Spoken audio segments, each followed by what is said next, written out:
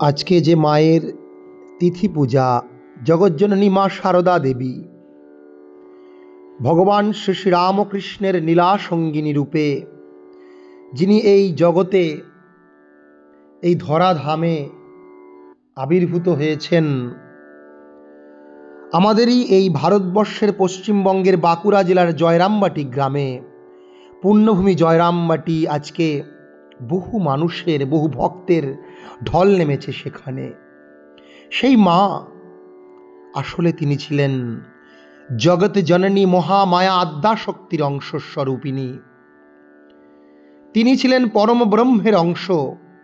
পরম ব্রহ্ম যদি রামকৃষ্ণ হয়, সে রামকৃষ্ণ এবং মা ছিলেন অভিন্ন, আমাদের সারদা দেবী। ঠাকুর শ্রী রামকৃষ্ণ তার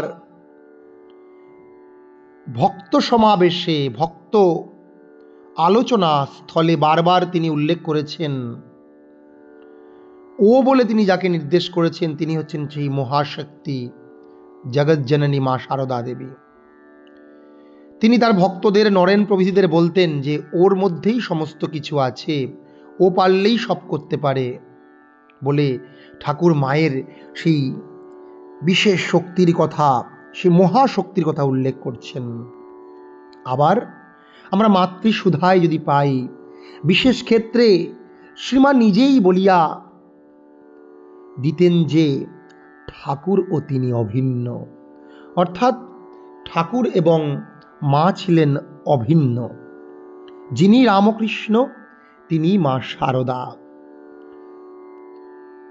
শ্রীযুক্ত মানদা শঙ্কর দাশগুপ্তকে তিনি 1323 সালের 5ই চৈত্র তারিখের পত্রে জানাইয়াছিলেন যে যদি শ্রীমায়ের ধ্যান করিতেই তাহার বেশি ইচ্ছা হয় তবে তাহাই করিতে পারেন, কারণ তাহার ও ঠাকুরের মধ্যে কোনো পার্থক্য নাই।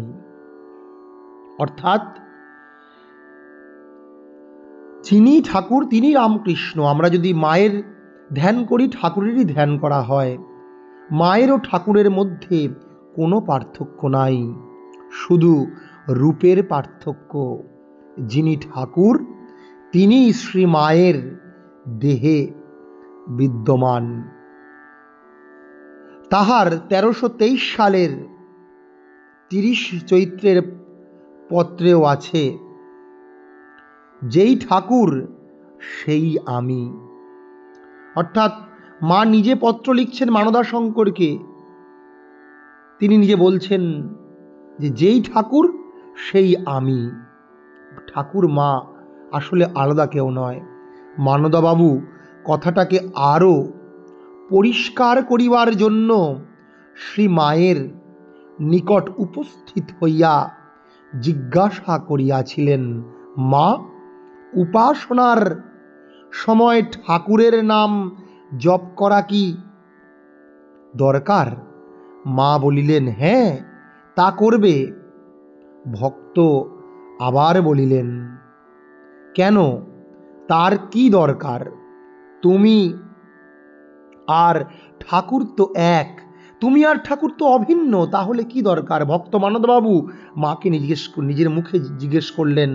মা তখন নিজের মুখে কি উত্তর দিলেন, কেন ঠাকুরেরও জপ করা প্রয়োজন তা আমরা শুনবো। যদিও ঠাকুর মা অভিন্ন হয়, তবুও কেন এই কথা বললেন আমরা এবার শুনবো। মা কি উত্তর দিলেন? এই কথা মা অত্যন্ত ব্যস্ত হইয়া বলিলেন, না না, এক হলেও আমি কখনো ঠাকুরকে ঠাকুরকে ছাড়তে বলতে পারি না। অর্থাৎ আমিও ঠাকুর, অর্থাৎ মা সারদা দেবীও ঠাকুর যদি এক হয়, তবু ঠাকুরকে ছাড়তে বলতে পারি না। একদিন জনৈক ত্যাগী ভক্তের সহিত শ্রী মায়ের আলাপ হইতেছিল। ভক্ত প্রশ্ন করিলেন, ঠাকুর কি সদা সর্বদা আপনাকে দেখা দেন? আপনার হাতে খান এখনো? অর্থাৎ 1886 সালের পরে যখন ঠাকুর দেহত্যাগ করেছেন, ঠিক সেই সময় মাকে, কারণ মায়ের দেহত্যাগ 1904 সালে হয়েছে আমরা জানি, সেই মাকে ঠাকুরের দেহত্যাগের পরে কিন্তু প্রশ্ন করছেন ভক্ত। মা বলিলেন, আমরা কি আলাদা?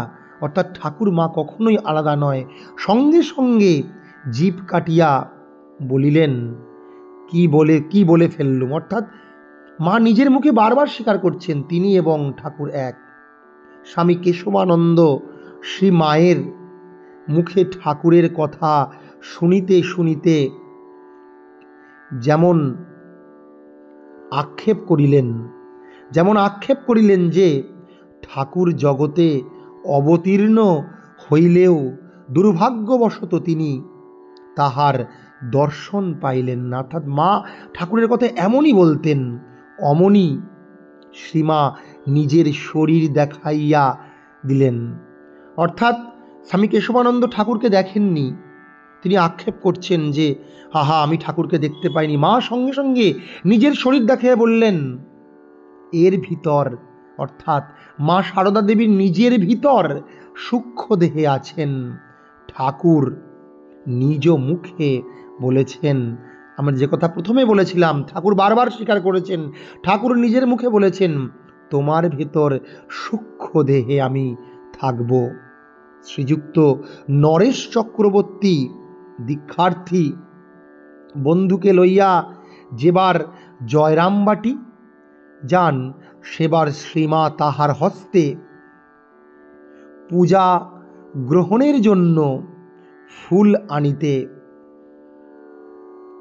আদেশ দিয়া বলিলেন, আমি হলদে ফুল ভালোবাসি আর ঠাকুর সাদা ফুল। কিশোরীকে দুরকম ফুল আনতে বলো। কিশোরী মহারাজ, আর কি কিশোরী বলতেন, কিশোরী মহারাজের নিকট ফুল আনিয়া নরেশবাবু ছুটিয়া আসিয়া দেখিলেন মা আগের জায়গায় দাঁড়াইয়া আছেন। শ্রীমায়ের নিকট হইতে বাম পদে পীত ও দক্ষিণ পদে শ্বেত পুষ্প দিবার অস্ফুট ইঙ্গিত।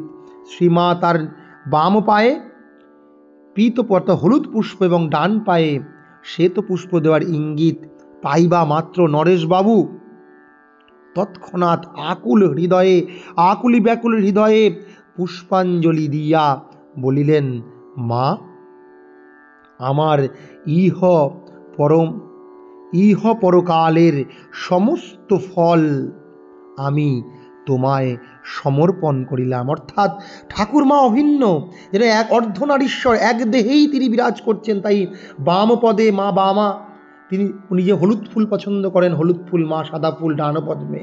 আমরা যদি ভাগ করি মাকে, যেন একই দেহে অর্ধনারীশ্বর রূপে ঠাকুর মা বিরাজ করছেন। স্বেচ্ছায় পূজা গ্রহণ করিয়া সেদিন শ্রীমা আভাসে বুঝাইয়া দিলেন যে তাহার একই দেহে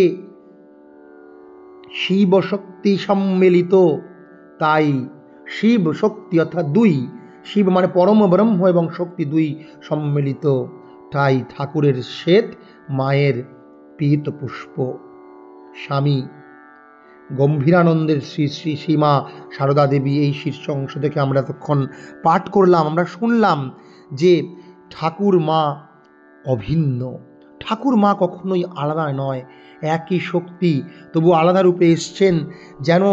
যেন যদি উদাহরণ দিয়ে বোঝানো যায়, আমরা বিভিন্ন জায়গায় পেয়েছি যে বিদ্যুৎ শক্তি, ঠাকুর হচ্ছেন স্বয়ং বিদ্যুৎ, আধার পরম ব্রহ্ম, নির্গুণ নিরাকার।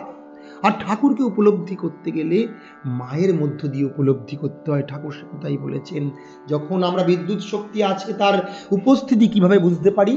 যখন বাড়িতে টিউবলাইট আলো জ্বলে তখন বুঝি, ও আচ্ছা এখন তাহলে কারেন্ট আছে, বিদ্যুৎ আছে। এই রকম বিদ্যুৎ এবং তার শক্তি প্রকাশ স্বরূপ হচ্ছে মা সারদা দেবী, তারা কখনোই আলাদা হতে পারে না। তাই মায়ের ধ্যান মন্ত্রে খুব সুন্দর বলা হয়, রামকৃষ্ণ গত প্রাণাম তন্নাম শ্রবণ প্রিয়াম তদ্ভাবরঞ্জিতাকারাম জগন্মাতৃ স্বরূপিণী। মা হচ্ছেন জগন্মাতৃ স্বরূপিণী, তার আমি ধ্যান করছি।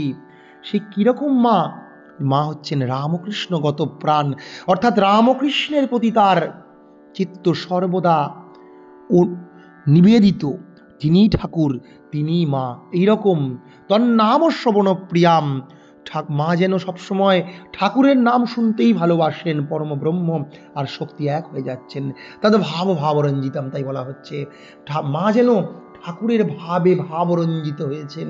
তাই একই দেহের মধ্যে তিনি ইঙ্গিত করছেন তার ভক্তদেরকে, নরেশবাবুকে, যে তুমি পুষ্প এনেছো, পুষ্প দাও আমার বাম পায়ে, অর্থাৎ যেখানে আমি স্বরূপ আছি মা সারদা শক্তি স্বরূপ, তুমি হলুদ পুষ্প দাও, আর ডান পায়ে তুমি শ্বেত পুষ্প, যা ঠাকুর পছন্দ করেন তাই দিন। তাই বলছেন তদ্ভাবরঞ্জিতাম,